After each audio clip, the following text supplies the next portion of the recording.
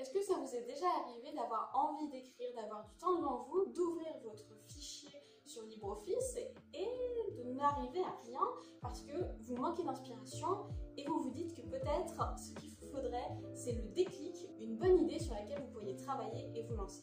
C'est sans doute pour ça que des gens très motivés n'arrivent pas à se lancer dans l'écriture et parfois ça peut être véritablement déprimant. J'ai une bonne nouvelle pour vous, ce n'est pas une fatalité, vous pouvez surmonter ce blocage et je suis là pour vous y aider.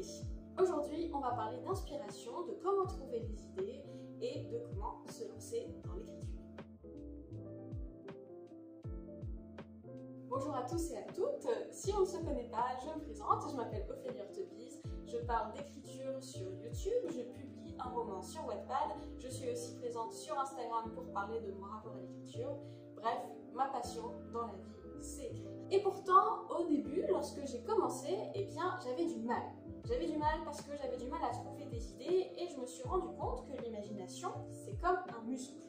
Si on ne le stimule pas, si on ne le fait jamais travailler, il est faible et à chaque fois que vous allez lui demander de faire un effort, ça va être douloureux et laborieux. C'est comme lorsqu'on se retrouve à faire de la course d'endurance alors qu'on n'a pas fait de sport pendant 10 ans. On n'a aucun plaisir et on ne comprend pas comment ça se fait que d'autres personnes puissent se dépasser, filant comme l'éclair, heureux de se dépenser dans un élan absolument terrifiant. On peut faire un parallèle entre l'élan du coureur de marathon et l'élan de l'écrivain inspiré. En tout cas, à mes yeux, il y a quand même quelque chose de ressemblant. Parce que le plus dur, c'est quand même de se lancer. Et une fois que vous avez pris le pli, que vous êtes mis en route, que vous avez pris l'habitude et que finalement, soit votre cerveau, soit vos muscles se sont habitués à travailler, eh bien, ça devient complètement différent. Vous entrez dans une plénitude, dans une sorte d'extase créatif ou sportif qui est absolument génial. Bref, la bonne nouvelle, c'est que plus vous allez travailler votre créativité, plus les choses seront faciles et plus vous aurez une imagination fertile.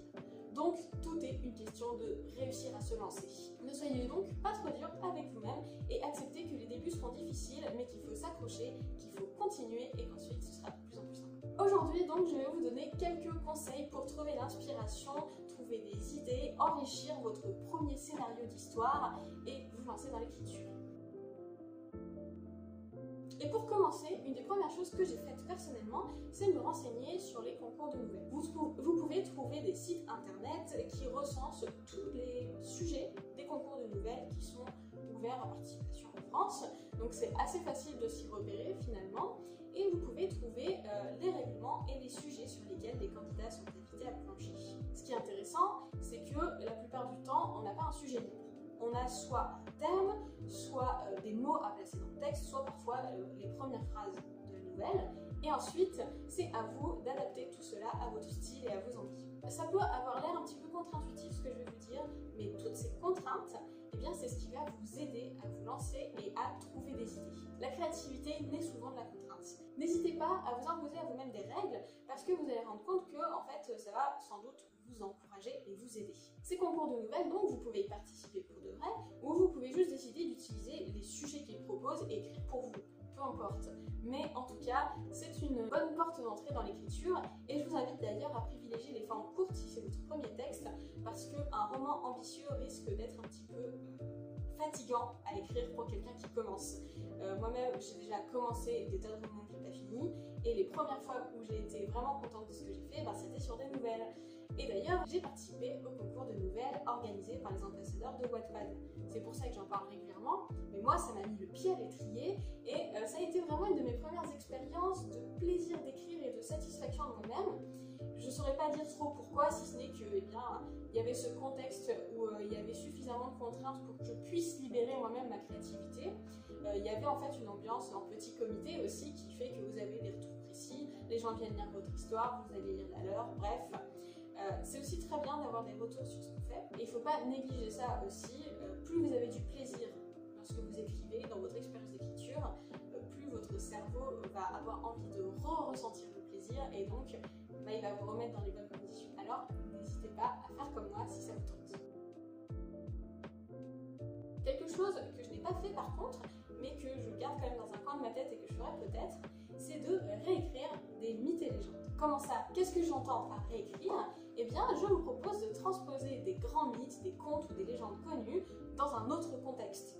Type typiquement, écrire Cendrillon à l'époque contemporaine ou La Belle et la Bête avec des vampires, ça peut être quelque chose d'extrêmement amusant. L'intérêt de cette démarche de réécriture, c'est que l'on sait où on va. Vous savez comment l'histoire va finir, vous savez à peu près à quel moment de l'intrigue vous allez placer tel type de rebondissement, et donc vous n'avez pas besoin de vous prendre la tête sur la structure de l'histoire, qui est quelque chose, à mes yeux, d'extrêmement difficile à gérer. Ça arrive qu'on ait du mal à boucler une histoire parce qu'on sait la commencer, on est pris par l'élan, on rajoute des choses, on rajoute, mais on n'arrive pas à boucler et à ramener vers la fin. Ça, vous n'avez pas ce problème si vous réécrivez une histoire connue parce que vous savez déjà quel fil conducteur suivre. Donc c'est vraiment quelque chose de très stimulant qui permet d'écrire assez facilement. Et vous vous demandez peut-être, est-ce que c'est du plagiat? Eh bien non, notamment parce que les contes et légendes, en fait, ce sont des histoires populaires, collectives, qui sont issues de la tradition orale et que tous les textes que vous connaissez, par exemple les contes de Grimm ou l'Iliade d'Homère, eh bien ça a été des mises par écrit par des grandes plumes de légendes, de mythes qui existaient auparavant. Ce que fait Perrault, eh bien vous pouvez le refaire aussi. En fait, vous n'êtes pas moins légitime à reprendre ces grandes traditions populaires. On a tendance à penser que le lectorat risque de trouver ça ennuyeux parce qu'il y aura un effet de répétition, de familiarité, etc. Mais je pense au contraire que ça peut être très très agréable et très amusant de lire une histoire qui a été le fruit d'une réécriture. À partir du moment où vous donnez des indices pour que le lectorat reconnaisse la trame d'origine, eh bien, il va y avoir une petite dynamique qui va se mettre en place où la personne va chercher les parallèles avec l'histoire, va chercher les points communs et les différences.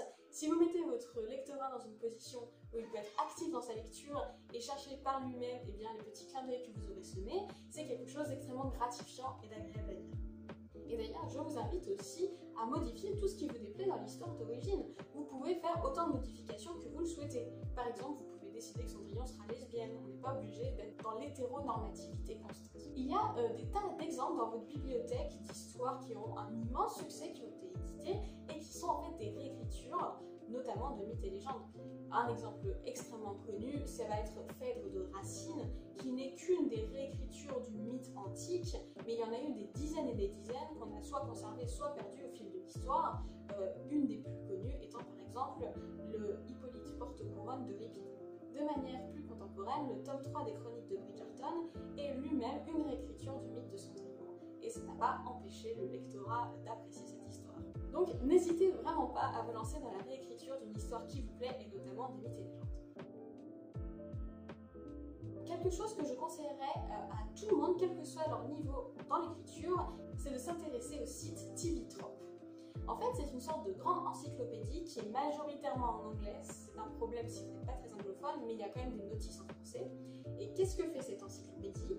Elle recense tous les tropes de la fiction, c'est-à-dire les schémas récurrents, les grands archétypes, les petites briques d'histoire qui sont agencées par chaque auteur ou chaque scénariste pour faire une œuvre différente.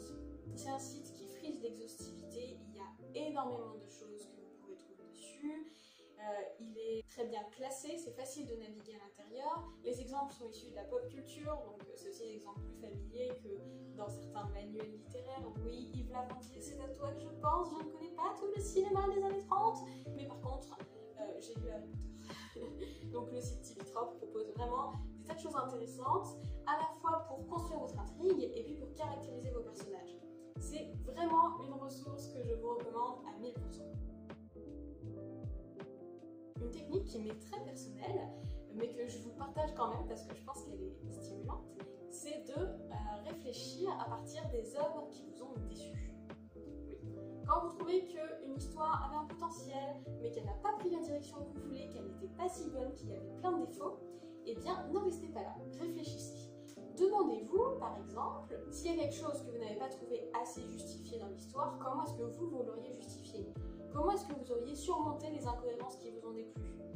Si l'histoire a pris une direction qui ne vous a pas plu, qu'est-ce que vous auriez fait? Dans quelle direction vous auriez orienté l'intrigue? Posez-vous toutes ces questions. Et vous allez vous rendre compte que votre imagination va travailler, que votre compréhension de ce que vous aimez et de comment vous voulez écrire une histoire va être meilleure. Bref, vous allez vraiment relancer la machine de la création et ce sera très stimulant. Et puis parfois, ça peut donner de très très bonnes idées. Personnellement, dans ce genre de situation, je vais partir d'un point qui est l'histoire d'origine et puis je vais développer des tas de choses ça va partir en arborescence et ensuite on va arriver très très loin du point de départ. Mon roman Messi ne sera pas Luna est inspiré d'une histoire d'ailleurs assez cliché, hein, elle n'est pas particulièrement originale non plus, que j'ai lu sur Wattpad, où j'ai trouvé que y avait les bons ingrédients au début, mais que ce n'était pas du tout bien traité à mon goût.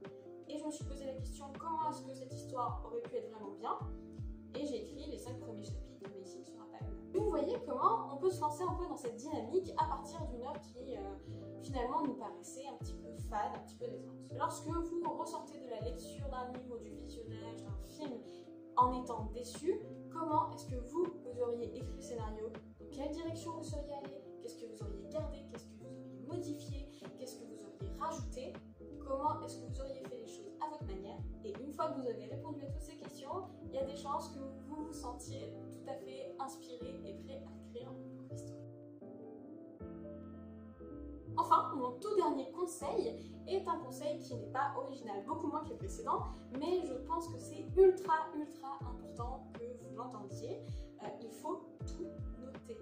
Toutes vos idées doivent être mises à l'écrit. Personnellement, je le fais sur mon téléphone, sur le note de mon téléphone lorsque je camperge dans le métro par exemple. Et puis j'ai un fichier idées sur mon ordinateur avec plusieurs documents de LibreOffice remplis d'idées qui me sont venues à l'esprit. Pourquoi est-ce que je vous conseille de faire ça?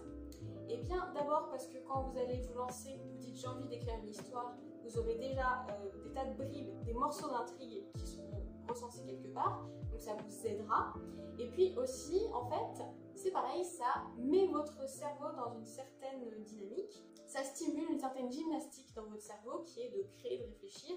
C'est une chose d'avoir une idée qui passe comme ça, mais c'en est une autre de la mettre à l'écrit, de l'affiner, de la clarifier, de définir exactement ses contours. C'est votre petite séance d'entraînement quotidienne qui vous permettra ensuite de vous lancer dans le marathon. Donc, n'hésitez surtout pas et forcez-vous même à noter toutes vos idées, même quand elles vous paraissent pas bonnes, même quand vous pensez que vous en ferez rien, c'est une bonne chose de les noter et vous allez voir que ça va vous stimuler. Voilà, c'était mon dernier conseil. J'espère que je vous aurai donné envie d'écrire une nouvelle histoire, d'aller voir le site Tivitrop, de lire mon roman, bref, de vous amuser autour de ces questions d'écriture et de créativité. N'hésitez pas à me faire part de votre propre expérience vis-à-vis de la créativité, vis-à-vis des conseils que je vous ai donnés. Et puis, vous pouvez, si cette vidéo vous a plu, la partager à des gens que ça intéresserait, ou mettre un pouce en l'air. Ce sont des choses qui m'aideront véritablement. Surtout le partage, je ne vais pas vous mentir, parce que cette chaîne est petite, qu'elle a encore très peu d'abonnés, assez peu de vues, et que bien votre soutien aura un vrai poids pour lui permettre de s'étendre, pour m'encourager et me donner envie de continuer. Je vous remercie d'avoir regardé la vidéo jusqu'à la fin et je vous donne rendez-vous très bientôt pour de nouvelles vidéos consacrées à l'écriture. Position où il faut être actif dans sa lecture. Mon chat vient de